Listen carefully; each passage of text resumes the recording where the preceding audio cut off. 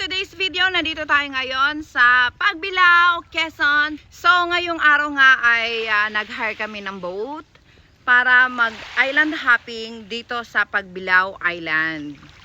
Bale, nagstay kami sa Pagbilao Grande. Naghanap ako ng transient doon kasi bihira naman talaga yung mga hotels dito. More on camping talaga. Naisipan ko lang pumunta dito kasi very popular siya sa mga nag-tour, island tour. Kaya naisipan ko na bakit hindi ko subukan, bakit hindi ko tingnan, baka nga maganda talaga. Kaya lagi nilang pinupuntahan, di ba? So ito na ang katotohanan, mga madam sir. Nandito na tayo at ipapakita ko sa inyo yung katotohanan, di ba? Kung maganda ba talaga ang lugar ng Pagbilao Island. So, samahan nyo ako sa aking biyahe. Let's go! First thing na ginawa namin sa umaga ay nag-hire kami ng bangka upang magdala sa amin sa mga island hopping. Ang bangka ay nagkakahalaga ng 2,500 pesos upang makita ang Biliran Sandbar, Cuevang Lampas, Puting Buhangin Beach, Salamin Island, Titans Beach. At ang first destination nga namin ay Biliran Sandbar.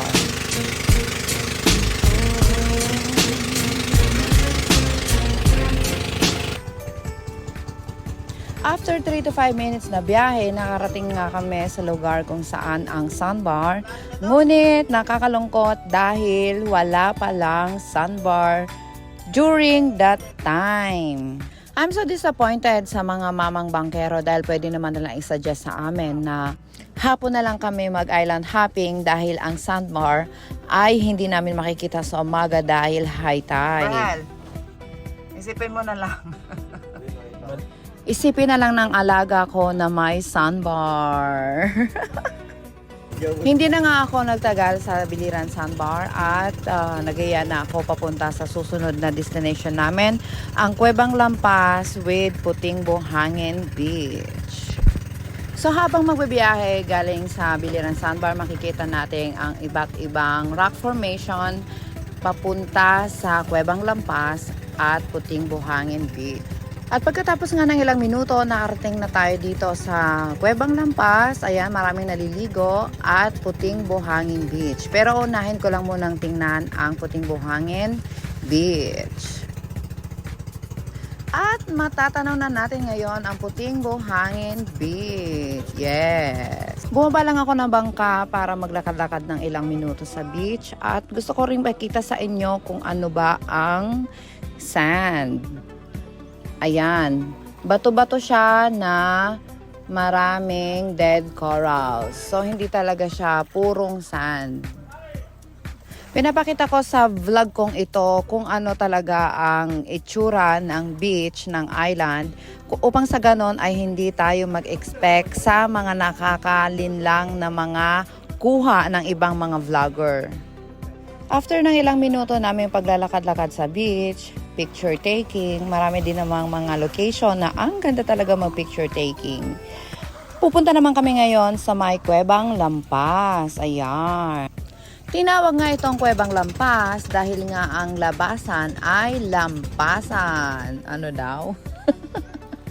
Naguluhan din ako sa sinabi ko, pero yun ang sabi nila. Kaya lampas dahil lampasan. Pero dapat tagusan, di ba? Kasi tagusan sila. Tagusan. Cuevang tagusan. Kung magsiswimming nga kayo dito sa Cuevang Lampas and Puting Buhangin, ay kailangan magsuot kayo ng aqua shoes dahil matatalim ang mga corals. After few minutes, puntahan naman natin ang Titans Beach. Ito nga pala ang Titans Beach 1, sabi ng bangkero. Ang kulay ng tubig ay parang lumot. At ang beach ay rocky and dead corals. Next stop ay pupuntahan naman natin ang Titans Beach 2. So, ayan nga mga madam sir, nakikita yung mga kubo na yan. Yan yung mga nirerentahan dito sa may Titans. And dumating na nga tayo dito sa Titans Beach 2. And katulad nga ng mga naunang beach, ang Titan Beach 2 ay katulad din ng Titans Beach 1 na rocky and dead corals. Ang tubig naman ay malinaw, ngunit hindi ka makapaligo dahil nga sa maraming jellyfish. Hindi rin ako ulit nagtagal, kinuhaan ko lang to ng video para makita nyo. And next destination ay Salamin Island. After few minutes, nakarating na nga kami sa Salamin Island. Ang tubig ay katulad din ng mga nauna, kulay lumot. Dito rin sa Salamin Island ay may mga nag-overnight. Hinatid sila ng bangka, tapos iiwan, kinaumagahan, babalikan. May entrance fee dito. Ang entrance fee per head ay 100 pesos. Kung magra-rent ka naman ng room ay 2,500 pesos. Ang tent fishing naman ay 150 pesos. So, let's go down and check out the beach.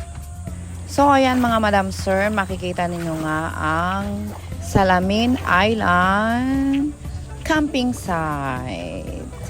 Tingnan nyo mabuti para kung sakali man ay balak nyo pumunta dito, ay alam nyo na ang aabutan nyo. Yan nga ang buhangin dito sa Salamin Island. Tapos ito yung mga accommodation nila. Pwede kayo magstay dito kung gusto nyo magstay. So, yung presyo niyan is 2,500. Ayan. So, ito. Let's check. Meron na daw tong higaan. So, ayan. Yan ang situation nyo dito pag pumunta kayo dito. For 2,500, meron ka ng higaan. So, ayan. At least pinakita ko lang sa inyo, di ba? Yung, huwag kayo mag-expect. Huwag tayong mag-expect. Pero kami dumaan lang dito, guys. Hindi kami dito nagstay.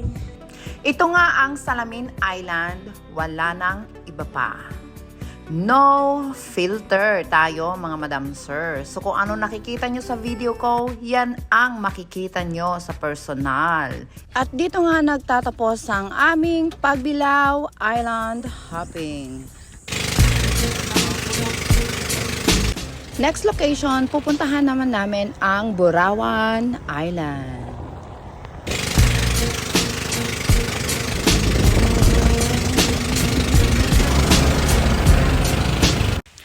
Hello guys! So, nandito tayo ngayon sa Burawan Island Resort. Yes, kasi nga 'di ba, hindi mapupuntahan yung Burawan Island kanina sa hinire naming bangka. Kaya nagbiyahe kami papunta din sa Burawan Island Resort na pwede magdala sa amin sa Burawan Island. So ayan mga madam sir. Ang aming lunch for today is tummy. Kasi naman wala palang pagkain, dapat pala opo, kailangan pala nagpapa-reserve ganyan. Tapos dapat pala bago kami pumunta dito, kumain na muna kami doon sa pinanggalingan namin. Malinis yung tubig, masarap maligo. Tapos medyo mahaba yung beach.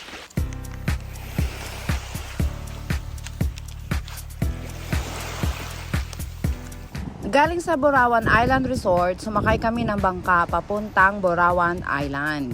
Ang pamasay ay 100 pesos per head balikan. Ang Burawan Island ay malapit lang sa Burawan Island Resort. Mga 1 to 2 minutes away. Yan, yung nakikita natin ngayon ay ang Burawan Island. Sinikap ko talaga na makita ang Burawan Island dahil isa ito sa tourist attraction na pinupuntahan ng mga nagde-day tour at minsan ay camping site na nag-overnight sila dito. So, check natin ang Burawan Island.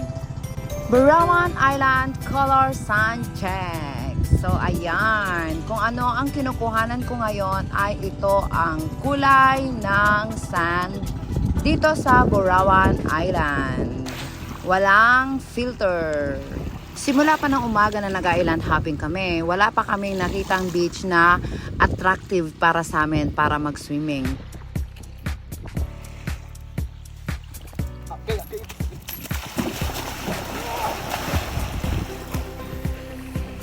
Wala bang jellyfish? Ha? Baka na jellyfish ka. Shit. Kati. Patay. Na jellyfish ka, be. Yun, di ba? Kanina tinatanong mo ano pakiramdam pag na jellyfish, di ba? O, yan na yun. Aray. Ay! Saan ka tinamaan? Di man lang nila sinasabing may dikya eh. Mag-wash ka muna, mag-wash ka ng ano be. Tingin. Ano pakiramdam? Makate? Ang lapdi. Shit, baka na jellyfish ka be. Oh, meron na. Meron nakita Ay, ko. shit. Saan ka lang tinamaan? Diyan lang sa paa?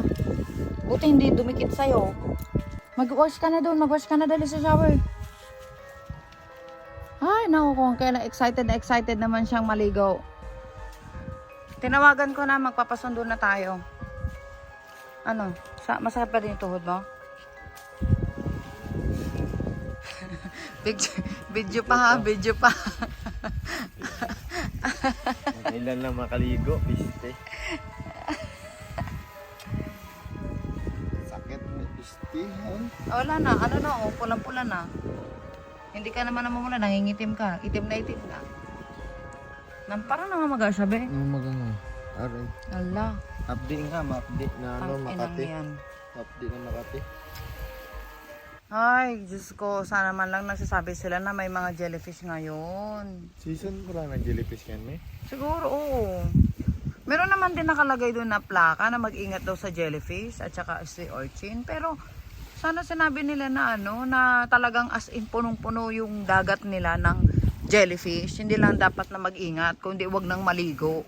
Yung Diba? kakatalon ko lang, no? Pero kung napilay.